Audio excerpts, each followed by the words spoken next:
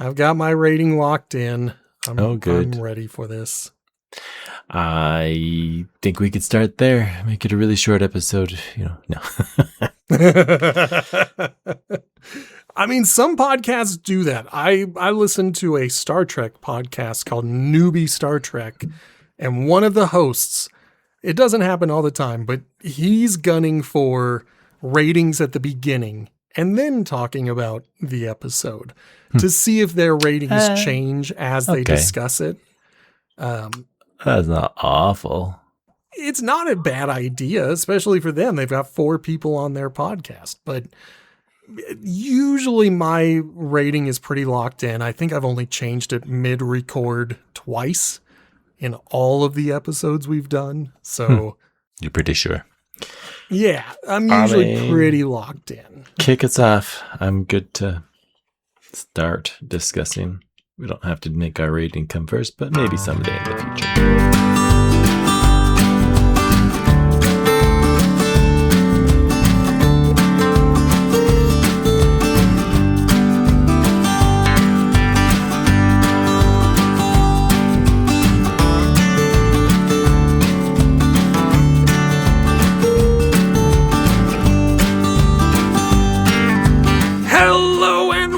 Welcome to Potato Chip Pictures, the movie franchise review podcast. My name is B. Sammy Davis. My name is Justin. And today we're looking at 2019's Toy Story 4. It's been 9 years since the last one, so Justin, I hope you remember how to give us all the deets on this particular movie. Toy Story 4 does come 9 years after. That's interesting. I feel like that's a good nod to Toy Story 3 for 5 years. You figure, everything's fine. Then we could make another one. Directed by Josh Cooley. I've not heard that name before. Screenplay by Andrew Stanton and Stephanie Folsom. Story by a myriad of people. Josh Cooley, Martin Hines, John Lasseter, Rashida Jones, Will McCormick, Andrew Stanton, Stephanie Folsom, and Valerie Lapointe. Let me jump in. Yeah. I was going to say, Rashida Jones was tasked with writing the screenplay. This might have been back in 2013, 2014. She put together a screenplay. Nobody at Disney or Pixar could approve it. They just kept doing the runaround, saying, maybe we should change this. Maybe we should do that. Maybe we should go in a different direction. And so eventually she just quit. She quit the project. But apparently there's enough of her work in this movie that they still have to credit her as part of the story. Well, I mean, good for her. Mm-hmm.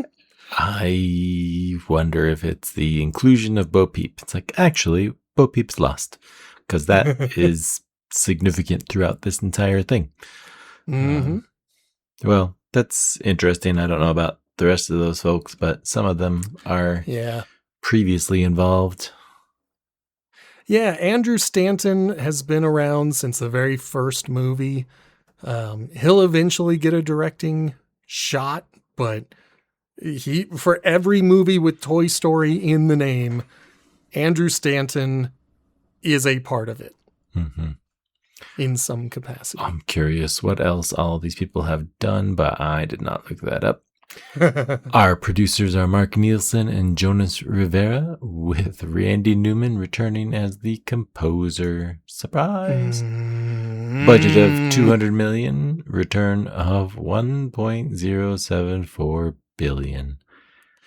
More than the last one? Surprising to me.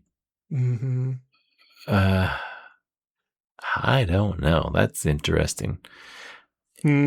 I don't think it's a better movie. I gotta tell you, I nearly turned it off when the movie started with "You've Got a Friend in Me." I was so angry to hear that song again. I don't remember anything about Toy Story 5 except for the main plot and the feelings that I had about it. It's been so long since I've watched it. I don't remember if the song shows up again.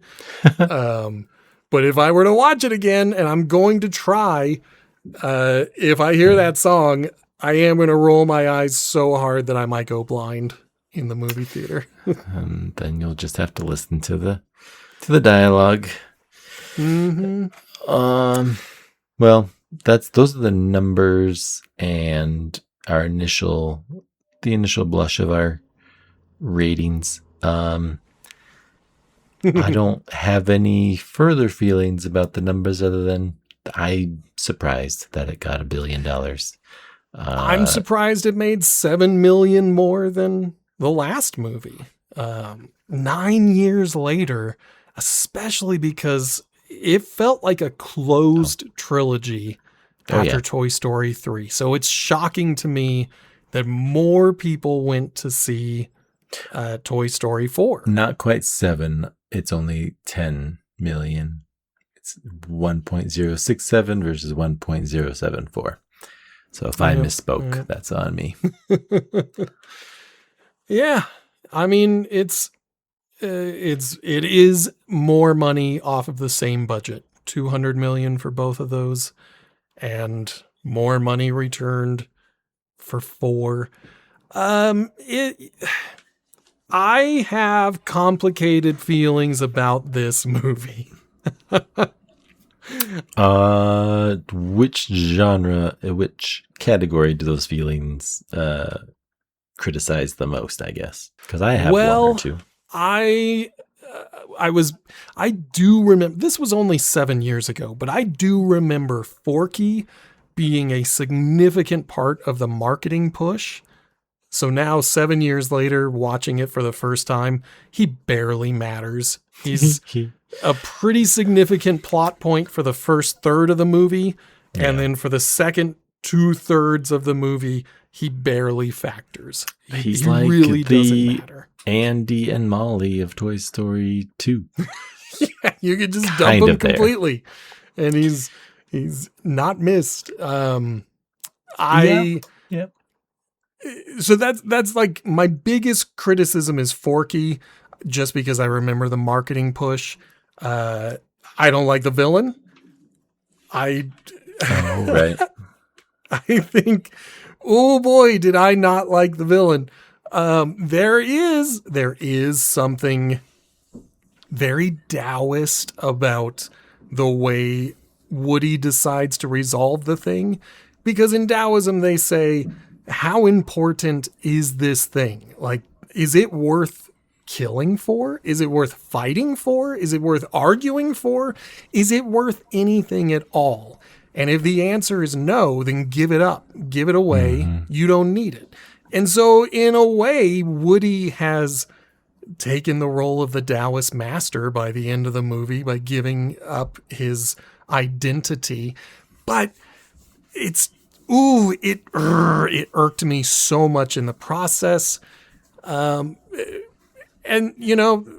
just a lot of those things. I will say, Annie Potts returning as Bo Peep, I liked her. I think she did great.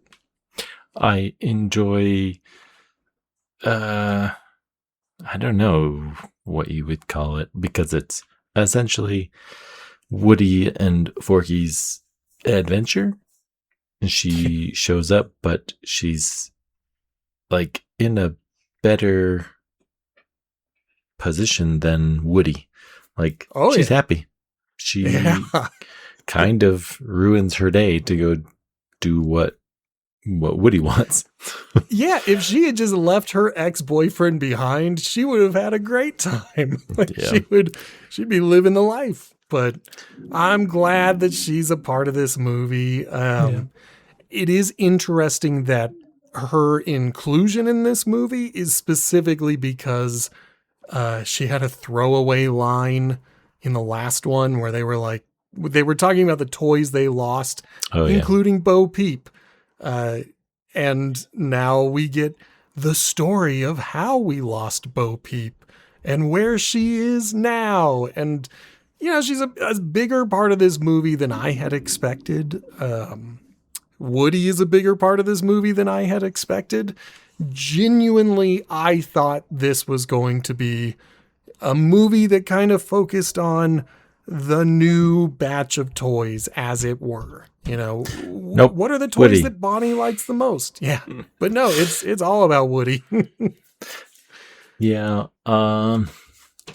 I think my general criticisms are, I guess, plot based, content based, because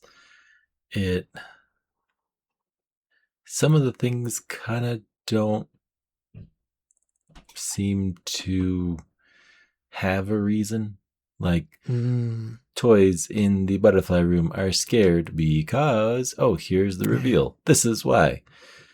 There's a speakeasy in a pinball machine because Toys just need a break. I guess. And so, I don't know, it feels like some bits are there because they are a nice visual gag, which I'm not averse to. But some of them don't make a whole lot of sense. But we're invited along for the ride and told we have to jump this gap because there's a cat. Like, couldn't you distract the cat a little more easily than dangling And over why top of wasn't it? the cat there earlier when they were running around on the floor? Yeah, this movie is a mess. Really fast. I hope you don't mind. I forgot to do this last time, but I do want to do it this time.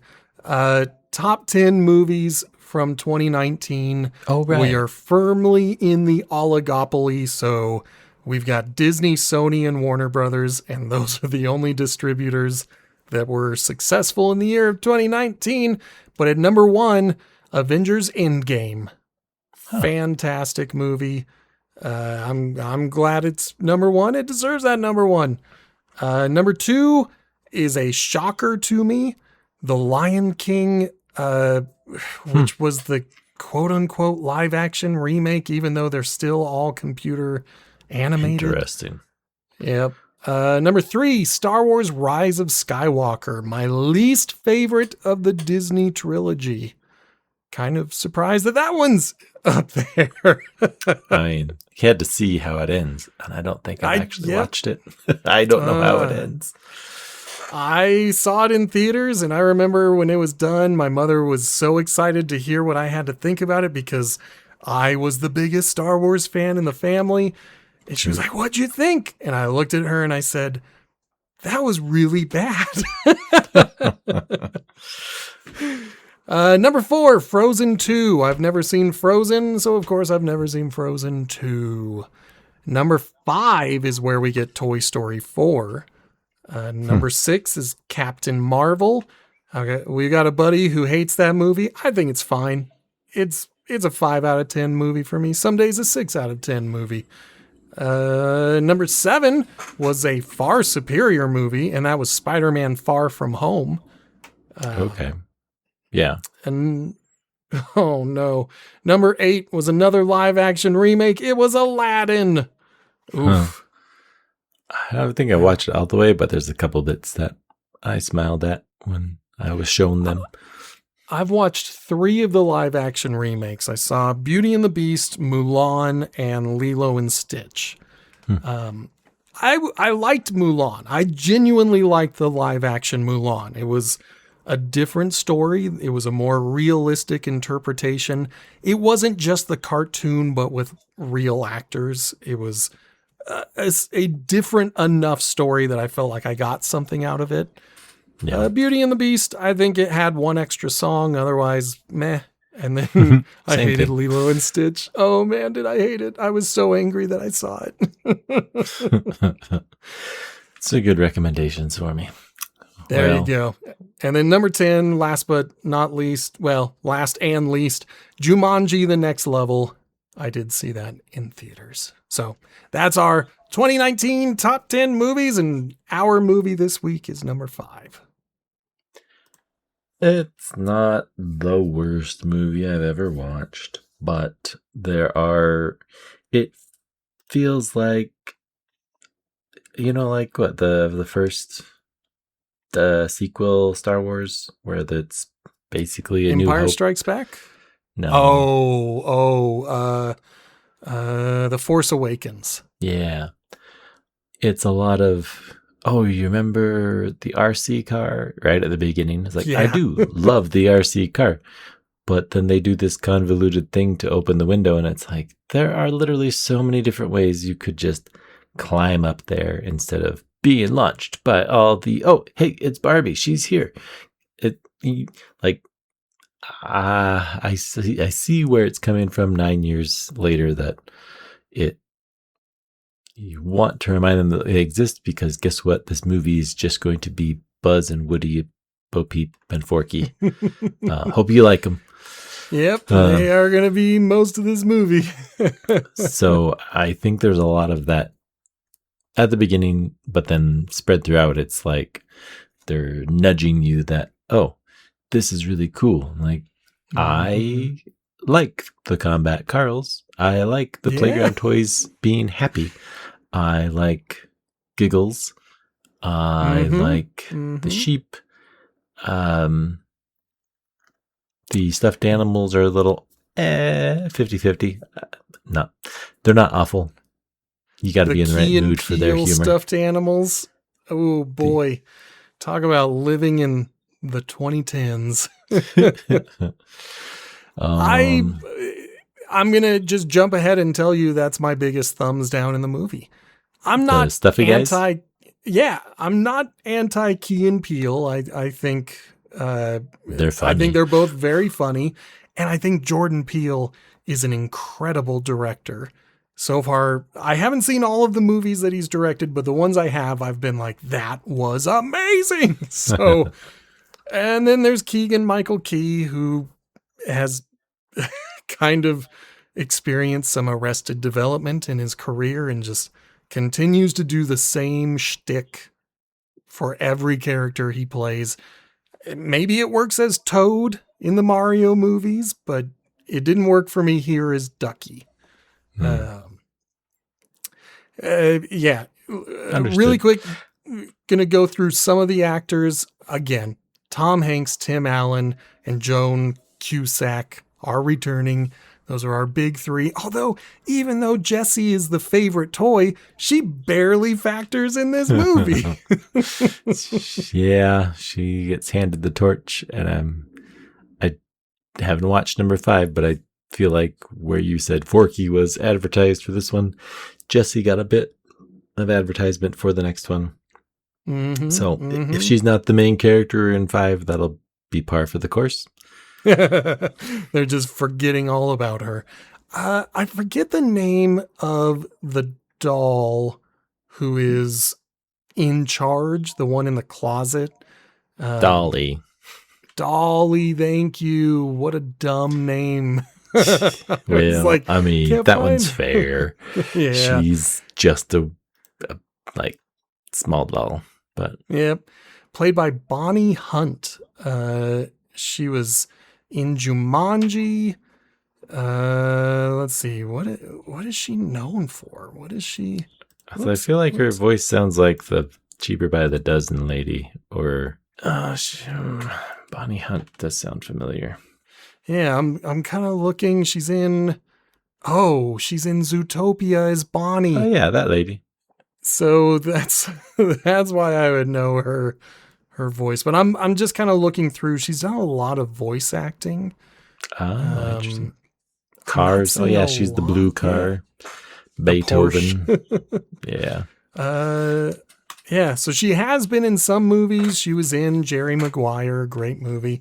But maybe you should add the names of actors in the spreadsheet, because then I might have to do that, and then you have a chance to tell us whose name you don't know. Yeah, like it'd be easier to narrow down that list than like, oh, it's a story by. It's like I know some of these names because they're already in this list, but. Well, the whole reason I'm bringing up Bonnie, because I'm not going to bring up everybody. Most of the people that we had in the previous movies are returning, including the recasts. But I got the impression from the beginning of the movie that Dolly was the toy in charge. She's the Woody of this house.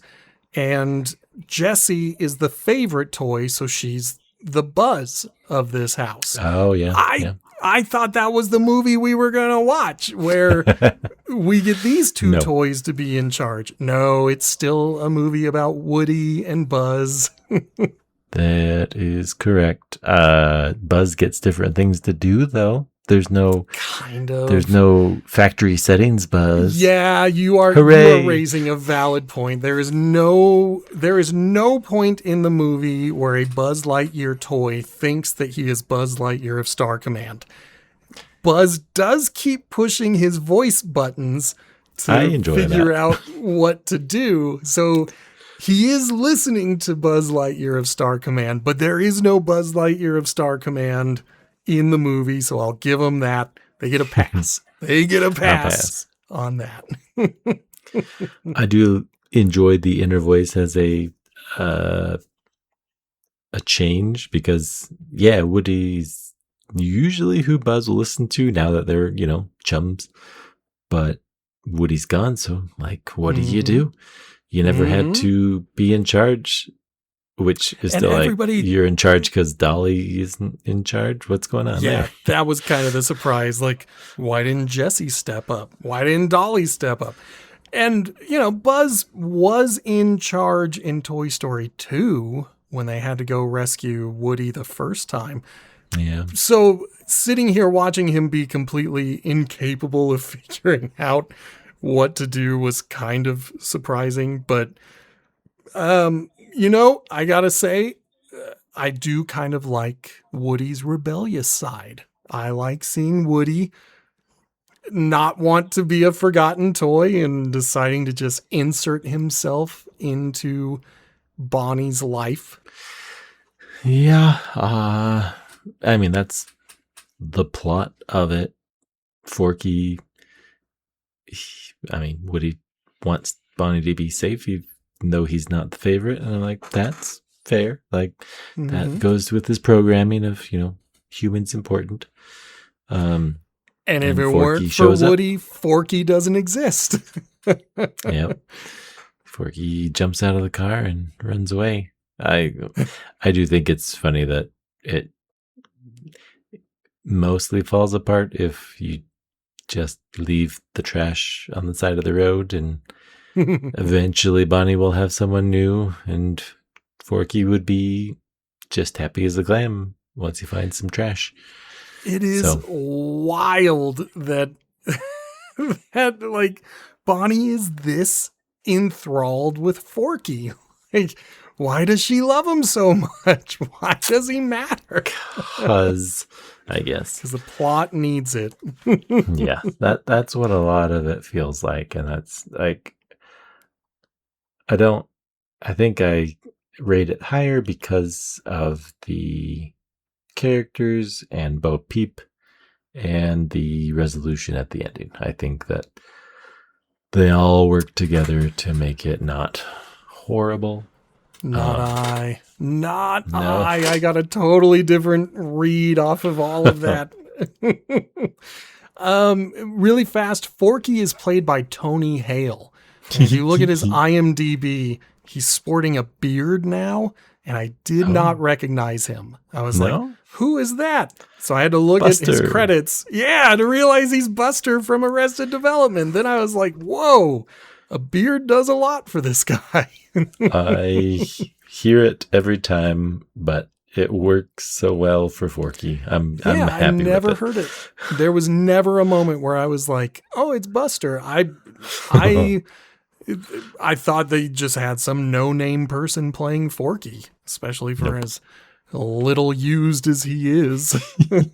But I'm excited to see him in Toy Story 5. I'm sure he has a big part. He's going to be such a big deal in that movie, I'm sure.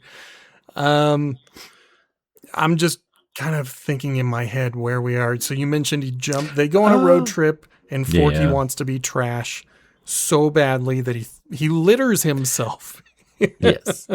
I think it's a nice moment to kind of explain toys in a, he convinces Forky that he is a toy because he loves trash and Bonnie loves toys. So it's essentially equivalent, man. Like, you are her thing that she loves. So just go with it. And Yeah, I enjoyed just that. That enjoy it. was a nice, like, change, because I was getting entertained and then getting annoyed that he still is like, I'm trash. And it's like, I don't know what it takes to convince him, but okay, that worked. Okay, we can move on. And it's resolved almost immediately on the side of the road. That's my criticism, is that like he's been obsessed with being trash. And then as Woody and Forky are trying to walk back to the trailer, Woody explains it to him and he's like, "Oh, cool, I get it now. I'm this girl's trash." And that's awesome. Let's go. And he's never upset about it again. Yeah.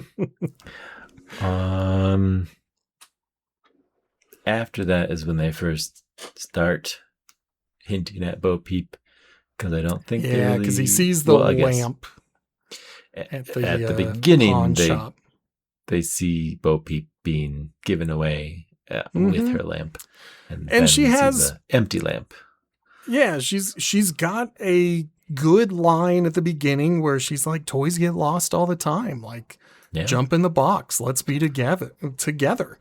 And I kind of feel like Woody should have done it. Woody should have jumped in the box and stuck with Bo Peep, but I get it. We need a movie to happen.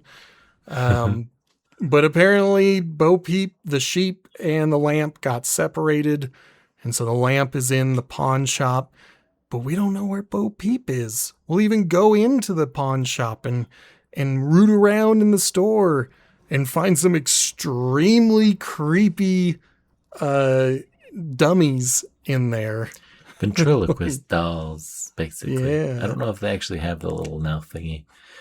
They certainly don't have any voices. Oh, they do. Because there's no voice actors. But they totally do have the little drop jaw. So yep, that's part of what makes them so creepy. Is that drop jaw where they all look just so lifeless and so spooky. It was great character design. There's, I think, a total of 4 of them, and they all freak me out. They're all unsettling to look at. They remind me of Goosebumps.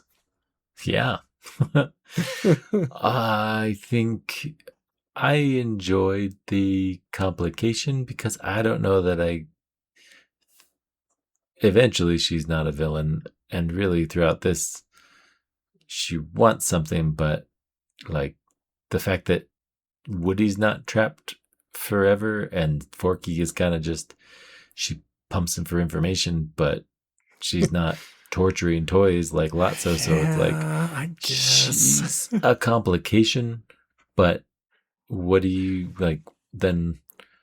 She's a weak villain. Yeah, it turns the movie into like an adventure that doesn't have an antagonist. That really, really, like, I feel like Lotso wanted them dead. Oh, yeah. She just wants a voice box, and like that's where it's like, then backstory, and yeah, she deserves to have a chance. And it's like, okay, well, then, like, why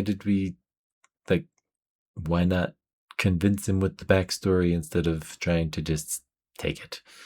I don't know. Yeah, and why have the creepy dummies with her? Like, they try to make her the villain at the beginning, so when the switcheroo happens and suddenly she's not the villain anymore, Gabby just gets a big old thumbs down from me. I think she is the weakest character in this whole movie, played by Christina Hendricks, and that is a name I don't know. I've looked at her credits. So she was in Firefly. She had a different show that we caught up on. She's in Mad Men. Firefly. She's probably the most notable non-main character. She's like a scammer that marries dudes and steals all their ship stuff. Don't remember it. In Mad Is Men, she only in a she's- couple of episodes? She's only in 2 episodes. Of course, I don't remember her. in Firefly. And I never saw Mad Men. Mad Men, she's a very prominent character. She, Okay. I think she's technically the secretary at the beginning, and then she's like office manager by the end, and then I think she becomes like a partner or something. But 92 episodes. Wow. yeah, she's through basically the whole thing. So maybe I should watch. Yeah, Mad Men is pretty good. Firefly, yeah, give it another shot because I'm surprised you don't. It's very notable in the lore of Firefly, I would say. Yeah, doesn't even ring a bell. I'm sitting here like, what? But yeah, the pictures that they have on IMDb, she looks like a pretty lady. She does a lot of voice acting too. Does a lot of was not work aware in Mad Men in terms of. So I didn't really hear her voice for Gabby, so it's also like, I don't know what other voice credits she has because I think overall I don't know that it fits. It was an odd, I don't want to say bland, just kind of very average. Not like Forky. Forky is very distinct. Yeah. I mean, at least with Forky, he's a character that you remember at the end of the movie. Gabby does nothing for me. I could not remember her name. Yeah, like I only remember it because I'm looking at the credits. That's otherwise, if we had waited a week, I would be like, who was the villain? There is a 10 out of 10 scene in this movie, though. I have said that even a bad movie can have great scenes, and this movie has a 10 out of 10 scene, and that is when Buzz stumbles into the playground, trying to get back to the camper, and all the kids show up, and they're playing with all of these lost toys, and he's kind of freaked out at first until, like, at one moment, a kid picks him up, and he's face to face with Bo Peep, and they're both frozen. They're both in their toy form. I think you said Buzz. You mean Woody? Woody, yeah, Okay. sorry. Woody is the one with the lost toys. Gotcha. And he's face to face with Bo Peep. And it's a moment. It's a really good moment. Yeah. Like, and then beyond that, the introduction of her friends, Duke Kaboom, I already forgot, Giggle McDimples, and then the 3 Combat Carls. All of them are great. We've got Keanu Reeves as Duke Kaboom in a pretty significant role for this whole movie. Combat Carls, played by Carl Weathers. I love Carl Weathers. Yep. He's not a big factor of this movie, but I will forever have Combat Carl number 3 trying to get a high five and being left hanging, just permanently burned in my head. That was so funny. And then I don't know who Ally Mackey is, but she is Giggle McDimples. Who is she? Because she was in Hit Monkey, which I have seen, but that's an animated thing, so it's hard to say like, oh yeah, I know who she is, because I don't. Yeah. But she was in New Girl for 1 episode. I'm not seeing a lot of things that would make me say, oh yeah, I know who this person is. But I loved Giggle McDimples or Giggles McDimples. I don't even know. The little Polly Pocket tiny toy. She was great. She was one of my favorites. The way they open up her Polly Pocket and she's like, oh, hey, Bo, I'll be right down. And she has to walk down the stairs and open the door. And I laughed so hard. I thought that was so funny. Combat Carls made me laugh really hard. Duke Kaboom never really made me laugh, but valiant effort by Keanu Reeves. He's not a great actor, but I still really like Keanu Reeves. So I could hear his voice whenever he was Duke Kaboom. Yeah. I knew it was him. He wasn't bringing a lot except his charm. Like, low on acting, high on charm. And so I still like Duke Kaboom because he's a charming character. And he's the best at crashing. I mean, I enjoy the voice acting. I think maybe the fact that the pinball machine had already soured me, it kind of made me be like, they started saying catchphrases that, not like catchphrases, but just like manufactured words that speaking it slowly makes it important. So we're looking for a person that can crash, and it's like crashing is the thing that he's regretting, and like, or be who you are, and it's like, why are we saying this quiet and hushed tones? I'm like, I get that it's a kids movie, but it's also like that there's things that feel compressed into this movie to in order to get them said or seen. They're not awful things, but it's also not organic. I'll agree with that for just about everything in this movie, but I'm still going to say 10 out of 10 for playground and introduction. Yeah. I was glad to have Bo Peep back. I liked Bo Peep's friends, but you are absolutely correct that almost everything in this movie just felt like somebody thought it was a good idea, and so they threw it in there. And some of it works. It's not always a good idea. I like when Woody pulls off her arm. It was very good reaction upon first watching it. Like, oh, and they're both screaming, and it's pretty funny.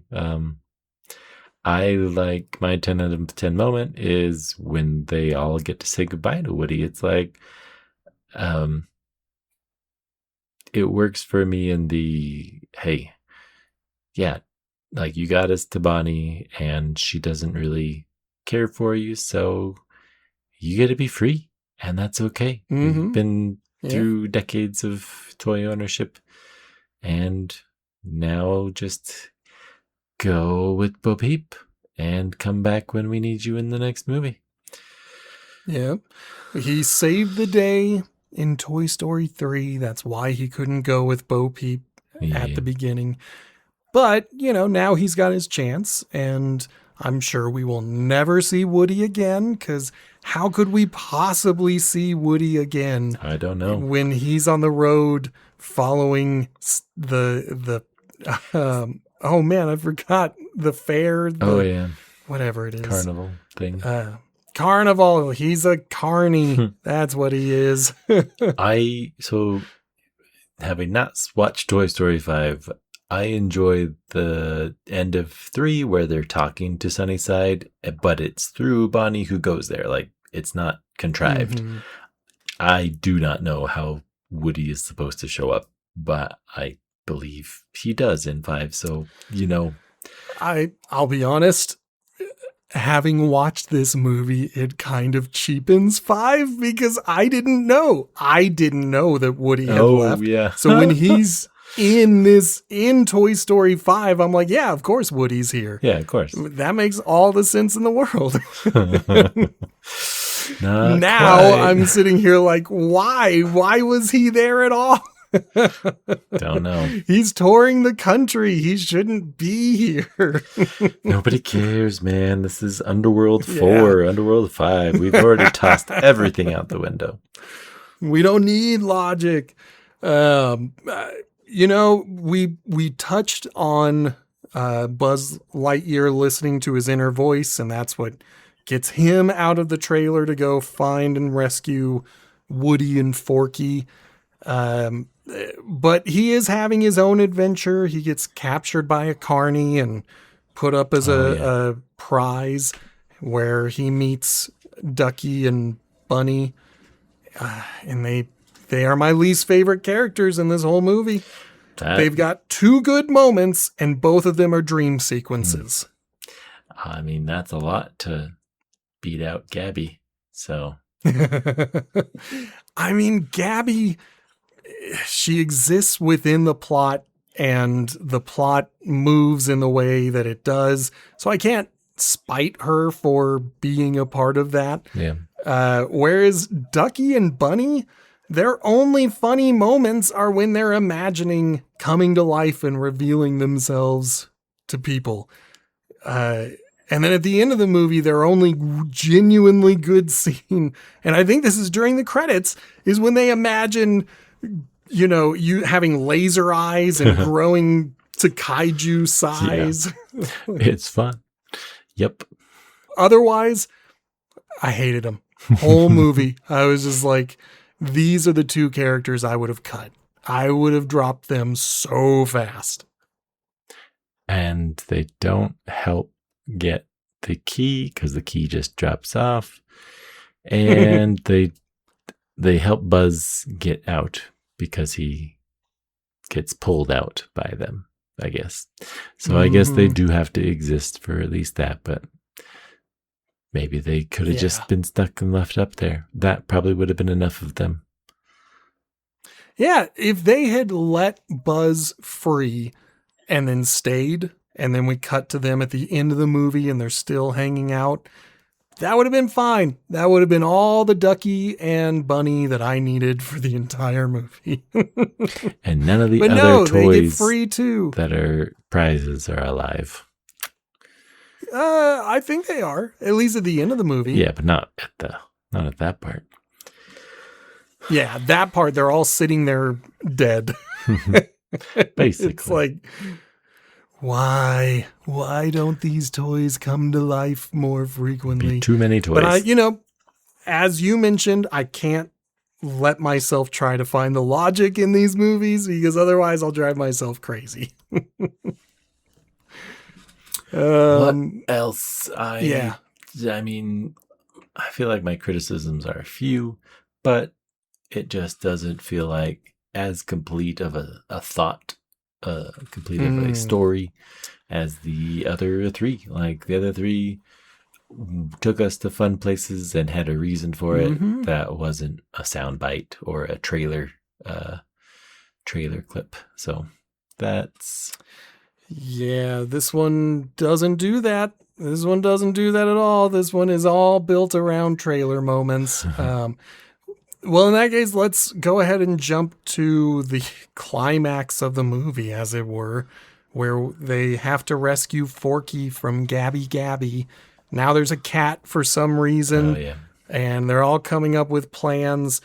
And then Woody gets captured. Like all their plans fall apart. First of all their plans fall apart because Woody doesn't listen to Bo Peep and just goes running immediately. What a dummy. Oh, that made me angry.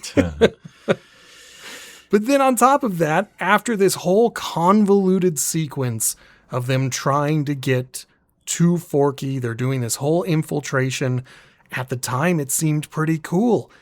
And then it concludes with Woody getting captured and giving up his voice box to Gabby Gabby.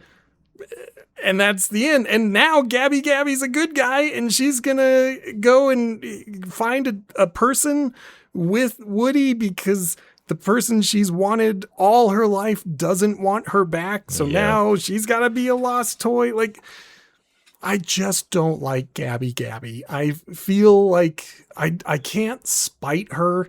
Like it's not the actor's fault. It's not the character's fault. This is a badly written movie with a badly written villain. And it all culminates in the villain becoming a good guy for some reason. And that made me mad. It shouldn't have made me mad. They did something different. It was unique. It just didn't work for me. Not even a little bit. That's fair. I think it's like the villain resolving into a lost toy loses like, okay, so now we just got to get back to Bonnie, and they make it funny. Like, I enjoy that Buzz diverts them to get her backpack by kind of malfunctioning and saying it. Like, that's fun. And like, what else do you do?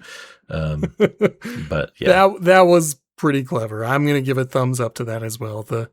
him just continually pressing his own buttons until he's about to be put away, and he shouts, "You left your backpack at the antique store." Yeah, that's good. I enjoy that one. Such a good moment. And getting the toys back to the RV. Also, the toys working together to break down the RV. I think it's Jesse who pops the tire. Mm-hmm. Those are also good moments in this movie. This movie is not devoid of good things. It's frankly got a few good things, and it's got, for me, 10 out of 10 scene. And then I'm going to kind of go back on my own word and say, I really like the lost girl that Gabby went and comforted. Like, you've got this girl screaming for her mom, and I'm sitting here like, oh, that is heartbreaking. Like, that's a lost little girl. And then Woody's just like, go and comfort her. Just, go and be a toy for her. Like, and I'm sitting here thinking that's not going to work. That's not going to do anything. And then it does do something. Yeah. I think it's a nice scene. It's because they haven't really interacted with children. They've just interacted with each other. Yeah. Bonnie has been in this movie, but she's only played with her toys once, maybe twice for this whole movie. Otherwise, she's just kind of been there. And yeah, so this little girl is probably, more toy time than we've had with other kids. Of course, there's the playground scene with all of the kids, but they're a softer version of the preschool. Like, they're not killing the toys to play with them. Yeah. Well, do you want to go to the end of the movie? Because I'll agree with you. There is a very touching conclusion to this movie. Yeah, I like it. I think it's another good, complete end of the toys. Like, I guess they're going to go hang out with Bonnie now. But Woody's gone forever. Yep, he's a lost toy, but on purpose this time. I got a little choked up when, Buzz looks out the RV window and says to infinity. And then we cut to Woody standing next to Bo Peep, and he's like, and beyond. That was a good moment. That was a very good moment. I really liked that. All of their other catchphrases that the writers planned out just didn't quite work. So that one did it. That one did good. It's good that it finally worked. Yeah. So, I like the silly joke where Forky is locking the door and then he's hugging Woody and Buzz is like, wait, you're not supposed to be here. Because that wraps up the pause in the action for them to say goodbye. So they can rush back into the RV. Like, that's good. Mm-hmm. That's nice. We do get like post credits sequence. Like, it's not like post credits. There is a post credit scene, but we get, similar to the last movie, we get to see what the toys are up to after the adventure. And it is cute to see Bunny, Ducky, and I guess Woody and Bo Peep freeing a bunch of toys while that carny is just not paying attention. I mean, it seems like a pretty easy job where you don't have to give out any toys. So he's not even taking money to play the game. Yeah. He's just standing there and letting people do what they want to do. Whatever. Yeah, and then we get, I guess, Knifey. Yeah. I imagine. I don't know. I don't remember her name. I don't even know if she speaks. Barely. But, I think she says trash, and that's it. Like, and of course, Forky is like, no, not trash, toy. It's dumb, it's cute, whatever. Yeah. That's what I'll give it. It's a good wrap up that is silly. Well, like you could argue it's philosophical where she's like, he says that I'll explain everything. And it's like, that's nice. And she's like, so how am I actually alive? And you get Buster being like, I don't know. It's like, it's a good, I'm happy with that ending. Because it feels like, yes, you could make it philosophical. Like, why are humans alive? I don't know. It's our state of existing. Yep, we're here. We gotta make the best of it. Yep. The end. If you stick around for the whole credits, when we get to the Pixar logo, instead of the lamp coming in, we get, I already forgot Keanu Reeves, Duke Kaboom. We get Duke Kaboom riding in on his motorcycle, and he crushes the eye.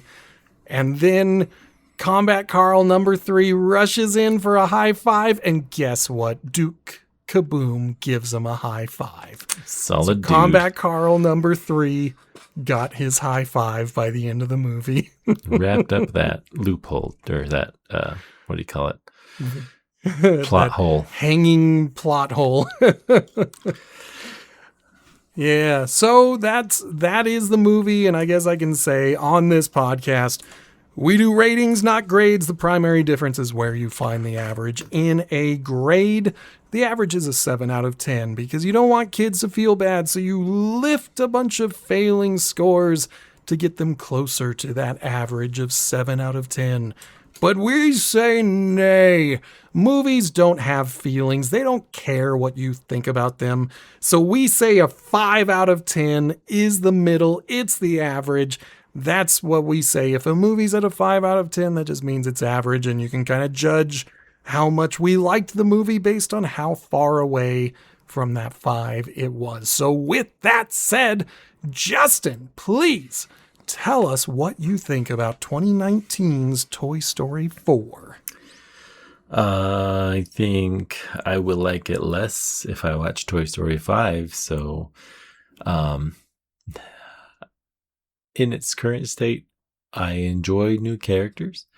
I dislike kind of meaningless bits that make me chuckle, but also just feel like they don't matter. They're just there to give Bo Peep a reason to tell Woody, you can't talk while we're in this pinball thing. And it's like, why? I feel like Gabby would know that these toys are here, but Gabby doesn't run the store, does she? I don't know. Yeah. Feels like it, but who cares? So it's like they needed us to go find Duke Kaboom somewhere cool. And it's like, well, he could have just been hanging out anywhere. And then I don't like when stuff feels inorganic, that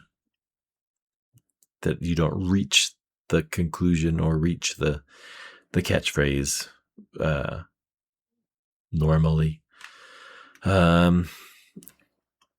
But I like the pieces I like. I like them saying goodbye again. I liked that when it first came out. I don't know if it'll still be liked after Toy Story 5. There's not a ton to like, but if I begin from an average movie, this is a 6 for me. Okay, that's a fair rating. And I gotta tell you, you helped me out a lot because I think you said last week, I don't know if you said it in the recording or if you said it after, but you were like, start at a 5 and see where you go from there. And I was like, that is perfect advice. I came in thinking, let's just imagine we're about to watch an average movie. I know that I have been totally enamored by the last 3 movies. Yeah. Nobody ever talks about this movie. Let's clear our expectations and just say, start at an average and see where it goes from there. There's a reason for it, I guess. Yeah. there's a couple of really good scenes. There's a couple of really great moments. Another great moment that I absolutely loved was when Giggle McBubbles, I've already forgotten her name. Dimples. She gets eaten by the cat. And it's like the cat throws her up almost immediately. But there's a moment where I'm like, oh my gosh, they just killed a toy.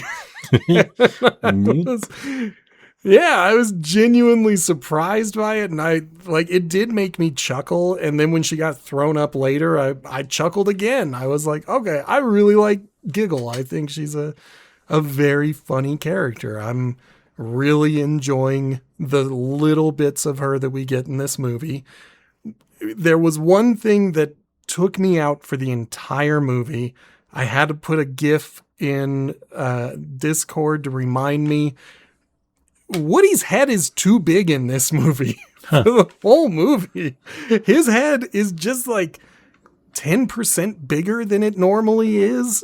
And it's very noticeable to me. I'm like, who put this big head mode Woody in this movie? Like, why is his head so big?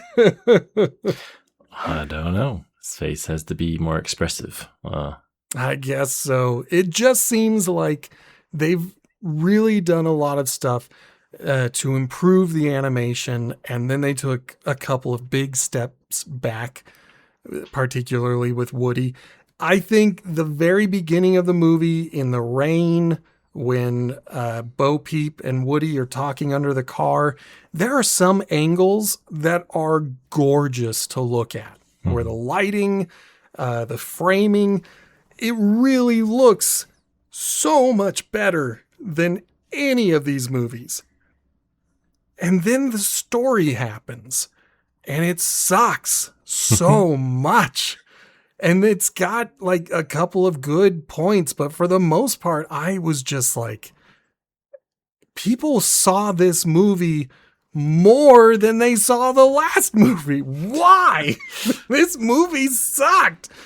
I'm at a very friendly and a very forgiving 4 out of 10. I'm on the other side of that average, where I can recognize this movie has a couple of really good moments, and that's what lifts the score. But I can't say that this is a good movie.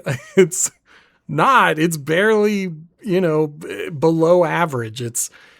There are worse movies that we have watched on this podcast. There are worse movies that I would watch again.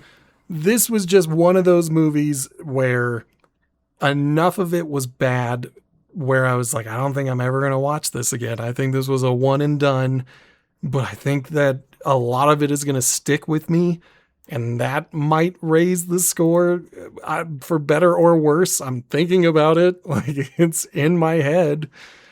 But that gives us a show average of a 5 out of 10. Toy Story 4, lowest rated movie for this show. Shockingly, IMDb gives it a 7.6 out of 10. I think with IMDb, though, most people are giving it a grade, not a rating. And so I think that 7.6 turns it closer to an average.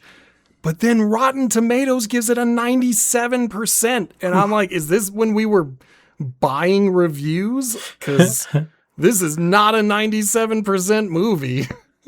Yeah, I don't love the I usually feel like I like when the plot goes different places, but it just felt like they went places that didn't make sense. Like they end up in Toy Story 3 at the landfill because they can only get out through that door. They can only get out through that garbage door because the monkey and all the keys are taken out of the place.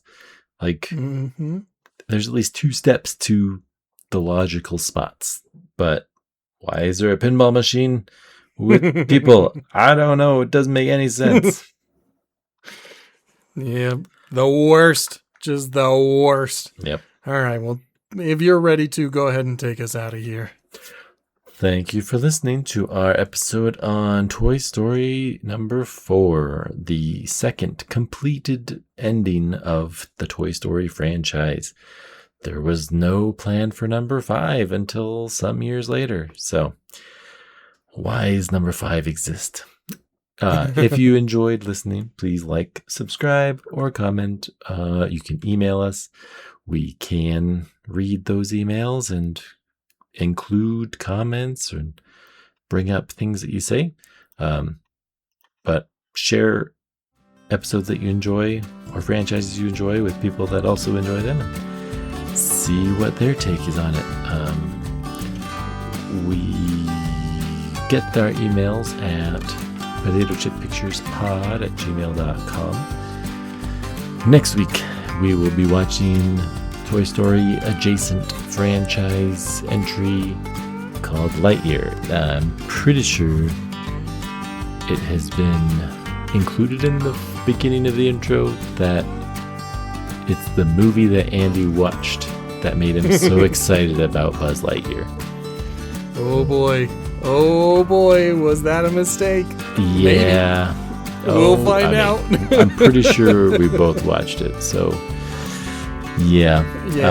We are not coming into this one blind. This one is one that both of us have some history with. I only saw it once in theaters, so it's been like 4 years. Maybe the movie's great. Maybe I'll watch it again and be like, this was awesome. Could be. Who knows? That is next week. But until next week, keep playing with toys. Goodbye. Goodbye.